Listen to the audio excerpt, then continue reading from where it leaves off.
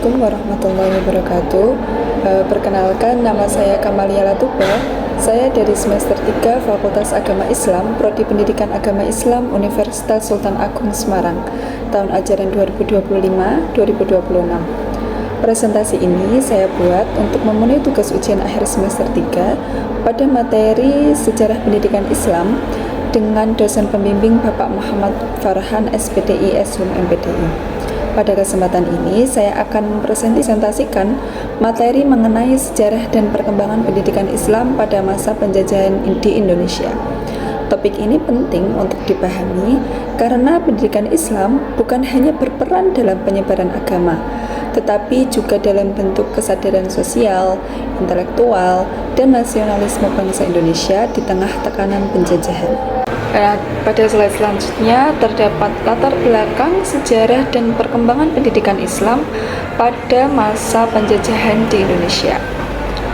Pendidikan Islam telah hadir di Indonesia sejak masuknya Islam melalui para ulama dan pedagang dari berbagai wilayah. Pendidikan ini menjadi sarana utama dalam menyebarkan ajaran Islam sekaligus membentuk kepribadian masyarakat yang berakhlak mulia. Pada masa penjajahan, pendidikan Islam menghadapi berbagai tantangan seperti pembatasan, pengawasan ketat, dan diskriminasi dari pemerintah kolonial. Namun, kondisi tersebut tidak menyurutkan semangat umat Islam untuk tetap belajar dan mengajar. Pendidikan Islam itu berkembang di Indonesia sejak awal masuknya Islam. Sejak awal itu pendidikan Islam tidak berdiri sebagai sistem formal seperti sekolah modern itu tidak, tetapi tumbuh dari kebutuhan masyarakat melalui masjid, surau, atau rumah para ulama. Jadi ketika bangsa Barat datang menjajah Indonesia, pendidikan menjadi alat kontrol kekuasaan. Pendidikan Islam kemudian mengalami pembatasan karena dianggap berpotensi menumbuhkan kesadaran dan perlawanan rakyat. Oleh karena itu, pendidikan Islam pada masa penjajahan tidak hanya berfungsi sebagai kegiatan keilmuan, tetapi juga sebagai sarana mempertahankan identitas dan martabat umat. Pada slide selanjutnya, pendidikan Islam sebelum penjajahan. Sebelum bangsa Barat datang menjajah Indonesia, pendidikan Islam berkembang secara alami dan tradisional. Proses pendidikan dilakukan di masjid, surau, dan rumah-rumah ulama. Materi yang diajarkan meliputi membaca Al-Quran, ilmu fikih, tauhid, akhlak, serta dasar-dasar bahasa Arab. Metode pembelajaran dilakukan secara langsung antara guru dan murid, seperti metode halakoh dan sorogan yang menuntut kesabaran, kedisiplinan, dan tanggung jawab pribadi dalam belajar. Nah, kemudian pada slide selanjutnya terdapat bentuk lembaga pendidikan Islam. Lembaga pendidikan Islam yang berkembang sebelum dan selama masa penjajahan antara lain seperti pesantren, dayah di daerah Aceh, serta surau di daerah Sumatera Barat. Pesantren menjadi lembaga pendidikan yang paling bertahan lama karena memiliki sistem yang mandiri dan kuat. Selain mengajarkan ilmu agama, pesantren juga membentuk kemandirian, kedisiplinan, dan jiwa kepemimpinan santri. Dan pesantren juga dapat berfungsi sebagai pusat pembinaan sosial dan budaya masyarakat. Sistemnya yang mandiri membuat pesantren tidak mudah dikendalikan oleh penjajah. Nah, dapat kalian lihat di atas saya ini beberapa contoh bentuk gambar lembaga-lembaga yang sudah saya sebut tadi. Pada slide selanjutnya terdapat pendidikan Islam masa penjajahan Belanda. Pada masa penjajahan Belanda, pendidikan Islam mengalami tekanan yang cukup berat. dikarenakan pemerintah kolonial Belanda lebih memprioritaskan sekolah-sekolah barat yang hanya bisa diakses oleh kalangan tertentu, seperti anak-anak pejabat itu ya, dan bertujuan mencetak tenaga kerja yang loyal kepada pemerintah kolonial. Jadi pendidikan Islam pada saat itu tidak mendapat perhatian dan bahkan dicurigai karena dianggap dapat membangkitkan perlawanan rakyat. Meski demikian, pesantren dan madrasah tetap berkembang secara mandiri tanpa campur tangan pemerintah kolonial.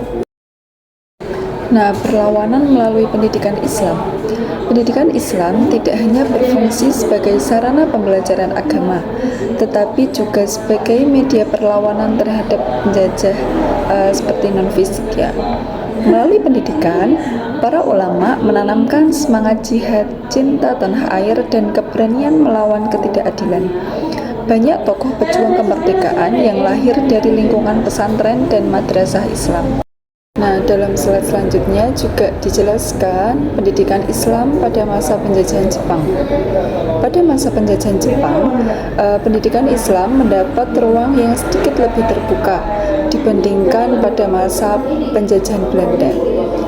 Jepang berusaha menarik simpati umat Islam dengan memberi kesempatan kepada ulama untuk berperan dalam masyarakat.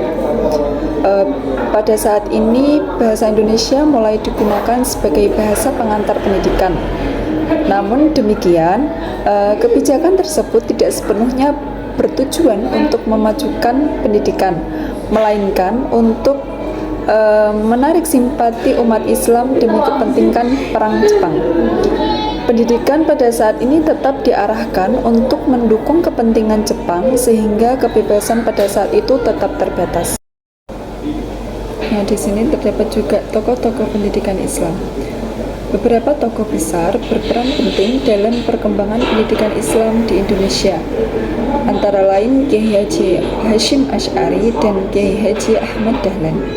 Mereka mendirikan lembaga pendidikan dan organisasi Islam yang bertujuan mencerdaskan umat serta membebaskan bangsa dari kebodohan dan penjajahan. Perjuangan mereka dilakukan melalui pendidikan, dakwah, dan pembinaan masyarakat yang sesuai dengan kebutuhan umat dan zaman. Pada slide selanjutnya, yaitu peran organisasi Islam.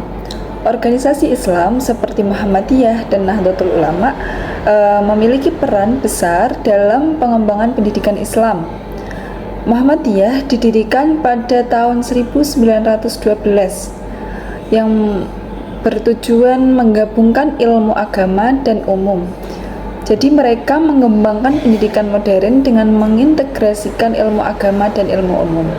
Sedangkan Nahdlatul Ulama didirikan pada tahun 1926 yang mempunyai tujuan mempertahankan pendidikan pesantren tradisional dan juga menekankan pendalaman ilmu agama dan nilai-nilai budaya lokal. Jadi keduanya saling melengkapi dalam mencerdaskan umat. Pada slide selanjutnya juga dipaparkan dampak pendidikan Islam. Pendidikan Islam memberikan dampak besar bagi masyarakat Indonesia, baik itu secara spiritual maupun sosial ya. Yaitu antara lain meningkatkan kesadaran beragama, yang kedua menumbuhkan semangat nasionalisme, yang ketiga melahirkan tokoh pejuang kemerdekaan, yang keempat menjadi fondasi pendidikan nasional. Jadi melalui pendidikan Islam lahirlah generasi yang berani memperjuangkan kemerdekaan dan menjaga identitas bangsa. Dan juga nilai-nilai yang ditanamkan melalui pendidikan Islam menjadi dasar penting dalam perjuangan kemerdekaan Indonesia. Jadi dari pembahasan tersebut dapat disimpulkan bahwa pendidikan Islam pada masa penjajahan tetap bertahan dan berkembang meskipun menghadapi berbagai tekanan. Pesantren, madrasah, dan organisasi Islam berperan besar dalam mencerdaskan bangsa dan menanamkan semangat perjuangan.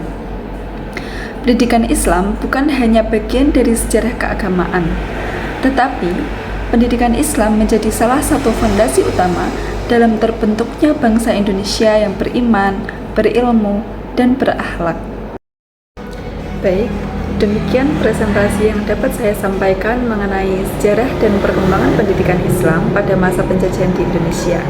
Semoga materi ini dapat menambah wawasan dan memberikan pemahaman tentang pentingnya peran pendidikan Islam dalam membentuk karakter, identitas, dan kesadaran nasional bangsa Indonesia.